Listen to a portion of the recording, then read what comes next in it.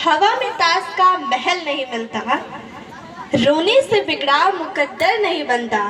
दुनिया जीतने का हौसला रखे दोस्तों, दुनिया जीने का हौसला रखे दोस्तों, क्योंकि एक जीत से कोई सम्राट अशोक नहीं बनता, कोई सम्राट अशोक नहीं बनता। Hello everyone, myself Jia Mode and I study in class 8 and I am from Uttar Pradesh, Bastar district. I am 12 years old and I am the owner of Falcon Online Academy. I teach English speaking course, communication skill as well as School of Culture and the Social Awareness classes. And मेरा एक channel भी है Falcon Online Academy, जहाँ पे मैं educational and knowledgeable videos भी upload करती हूँ। तो आज हम सभी लोग यहाँ पे इकट्ठा हुए हैं गोंडा डिस्ट्रिक्ट में और सम्राट अशोक की जयंती की आप सभी लोग को हार्दिक शुभकामनाएं।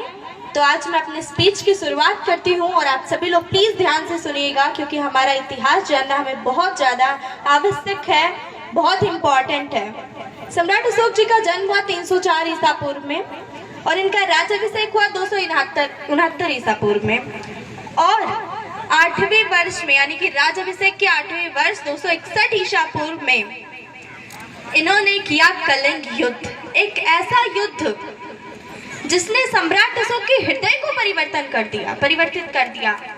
कलिंग, जिसको आज ओडिशा के नाम से जाना जाता है, उस समय इसके राजा हुआ करते थे नंदराज। इतना भीषण युद्ध हुआ, लाखों लोग मारे गए, घायल हुए।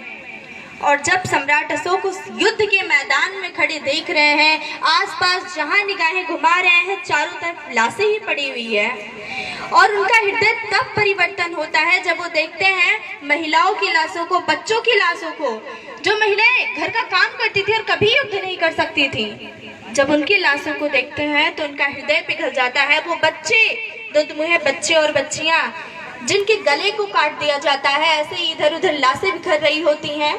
जब वो देखते हैं, एक बार इंसान रहता है दुश्मन के बच्चे को भी सोचता है कि हाँ ये तो बच्चा है।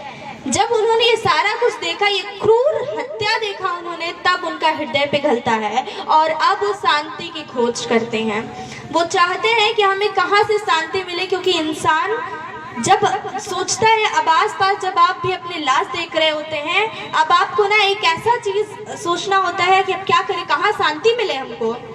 उस समय सम्राट अशोक देखते हैं, उनका भतीजा होता है निग्रोध, जिसका नाम होता है निग्रोध, और वो बड़ा ही शांत रहता था, बड़ा ही शांतिपूर्ण इंसान था। उससे इनको प्रेरणा मिलती है और उससे बोलते हैं कि भाई एक बात बताओ, तुम इतने शांत कैसे रह लेते हो? तो बोलता है हम बौद्ध धर्म अपनाते हैं और इनको बौद्ध धर्म की शिक्षा मिलती है उपगुप्त से।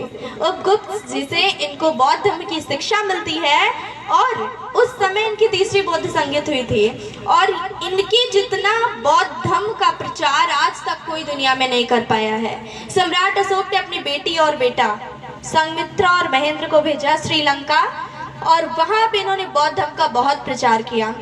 हालांकि अब सब कुछ शांत हो गया था। इनके जो प्रजा लोग थे वो इनसे बहुत ज्यादा डरते थे, क्योंकि जानते थे, इन्होंने देखा था कलिंग के युद्ध को निपटाते हुए और बहुत सारे ऐसे युद्धों को इन्होंने किया था, इतने क्रूर युद्धों को किया था जिससे जो वहाँ की प्रजा थी, जनता भी, वो भी डरते थे। तो भले ही बौद्ध धर्म में आ गए तो उन लोग के अंदर जो जनता थी उनकी अभी भी उनके अंदर ये डर था कि इन हाथों ने सिर्फ तलवार छोड़ा है, चलाना नहीं भूला है। और अशोक की प्रिय पत्नी थी कारुबाकी। 5 पत्नियों में इनकी फेवरेट पत्नी थी, फेवरेट वाइफ थी कारुबाकी। और अब इनको बौद्ध धर्म के प्रचार के लिए अभिलेख लिखवाना था, शिलालेख लिखवाना था और इनको अभिलेख की प्रेरणा मिलती है डेरियस से। ईरान के शासक थे जो कि हकमनी वंश के थे। अब जैसे क्या होता है कि अगर आप जाते हैं, मान लीजिए तमिलनाडु, वहाँ पे आप हिंदी में लिखवा देते हैं कोई अभिलेख, तो कोई समझ पाएगा? नहीं समझ पाएगा।